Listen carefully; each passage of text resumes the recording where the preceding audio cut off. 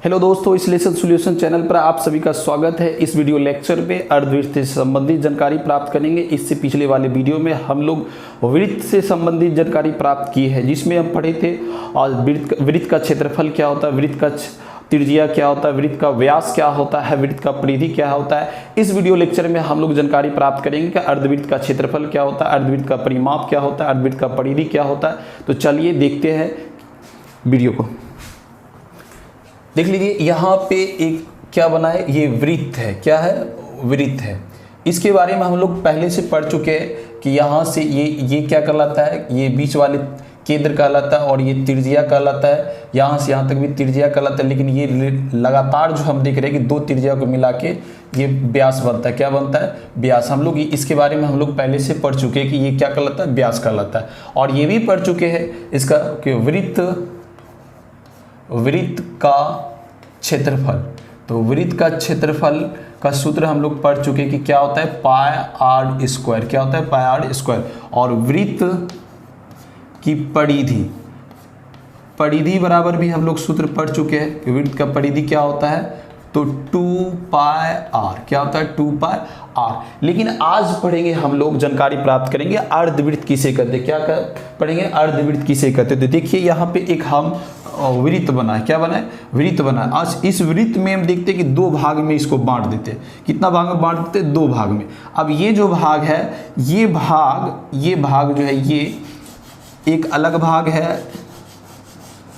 ये भाग जो है हम इसको छायांकित यानी प्रिंट कर दे रहे हैं। ये अर्धवृत्त बन गया। क्या बन गया? ये अर्धवृत्त। ये भी अर्धवृत्त है, ये भी अर्धवृत्त है। चलिए हम इसको मिटा देते हैं, यहाँ से इसको मिटा दें। अब ये कैसा लग रहा है? ये वृत्त का आधा भाग है। क्या है? ये वृत्त का आधा भाग, इसलिए हम इसको कहेंगे अर्धवृत्त। क्या कहेंगे?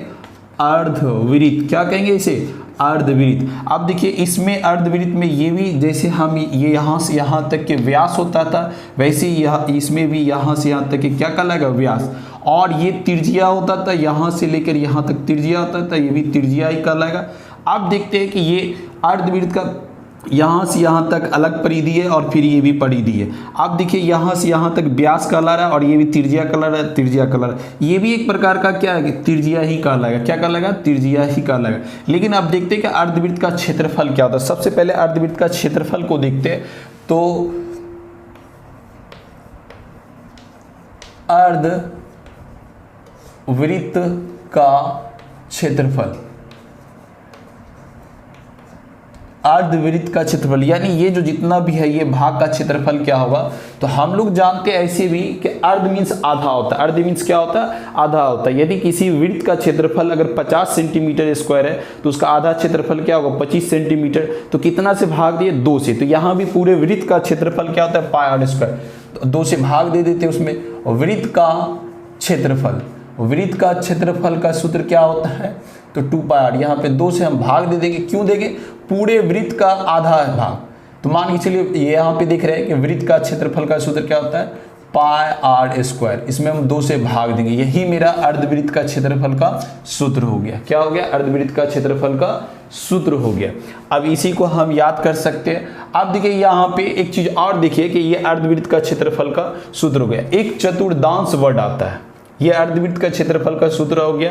अब इससे पहले आप देखिए यहाँ पे कि इसी में कभी कभी चतुर्थांश लिख के आता है। ये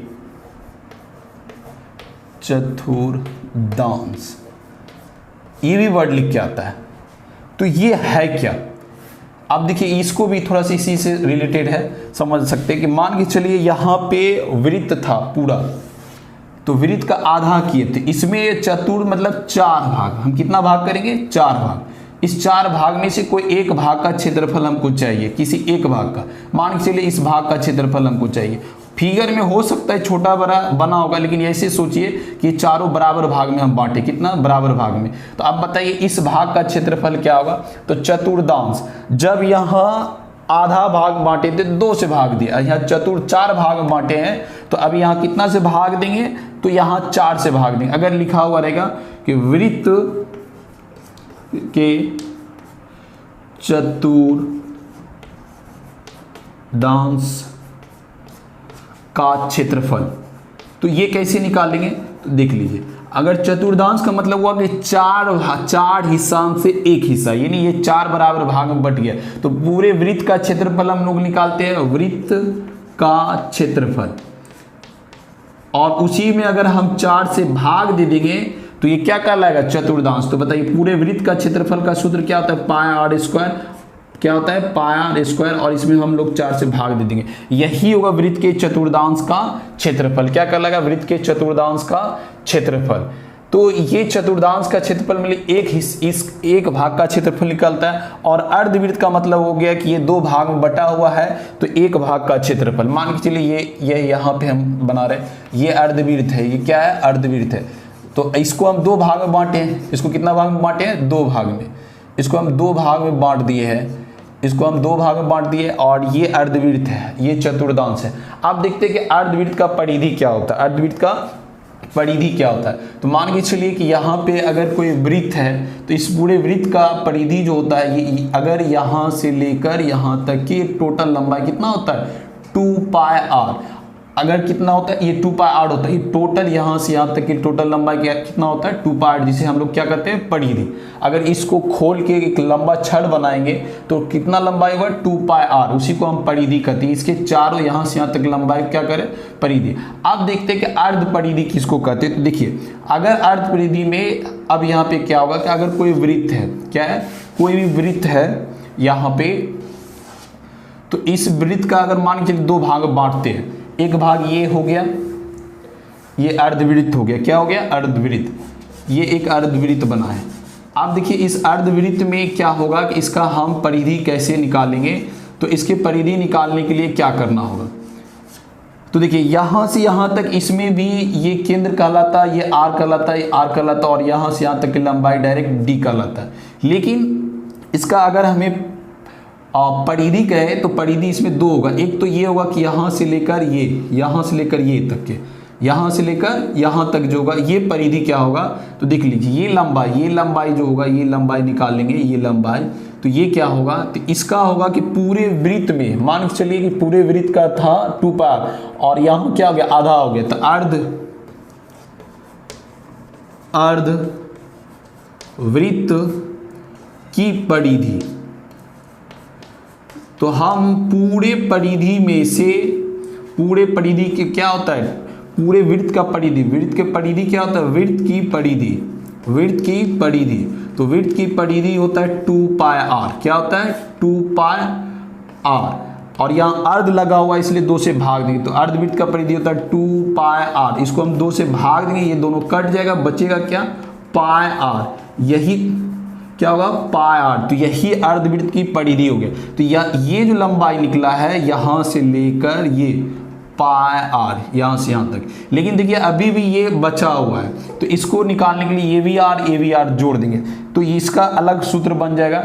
अब मान के चलिए इसमें हम लिखेंगे संपूर्ण, क्या लिखेंगे, संपूर्ण। संपूर्ण क्या लिखाएगा, देखिए यहाँ पे हम लिख रहे हैं संपूर्ण अर्ध वृत्त की परिधि,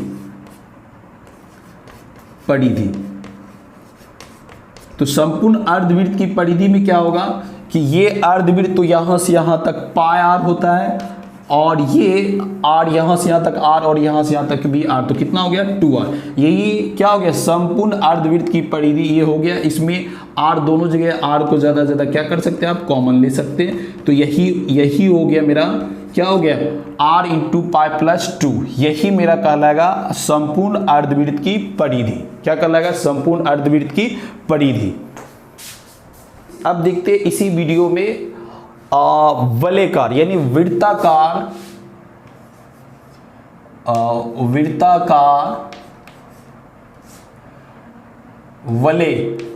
वलय का क्षेत्रफल, ये क्या होता है, वृत्ताकार वलयकार का क्षेत्रफल। मान के चलिए यहाँ पे एक वृत्त है और इसके फिर एक वृत्त है, यानी डबल वृत्त है।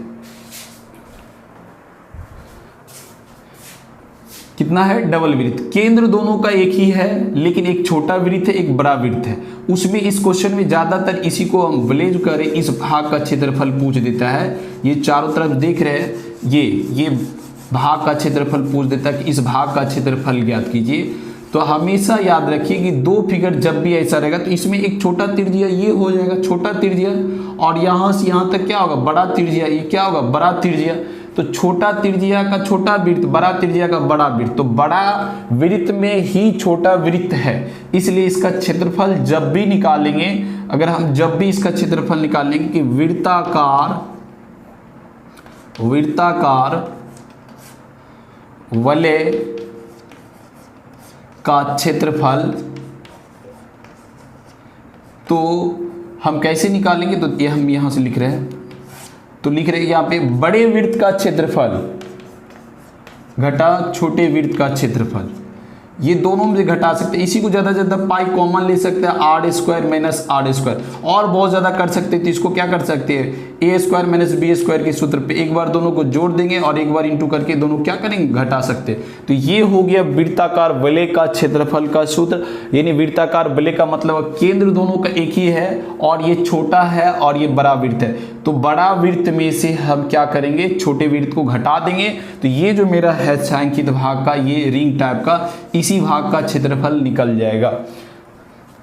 तो हम देख चुके हैं कि इसमें ये बड़ा वृत्त में से छोटा वृत्त का क्षेत्रफल क्या होता है, बड़ा वृत्त के क्षेत्रफल में से छोटे वृत्त के क्षेत्रफल निकालने से ये जो वलय भाग का रिंग टाइप बना हुआ है, ये क्षेत्रफल क्या होता है, निकल जाता है। तो आज की वीडियो लेक्चर में बस यही था कि इसके आगे जानकारी लेने के लिए आगे वीडियो को देखें।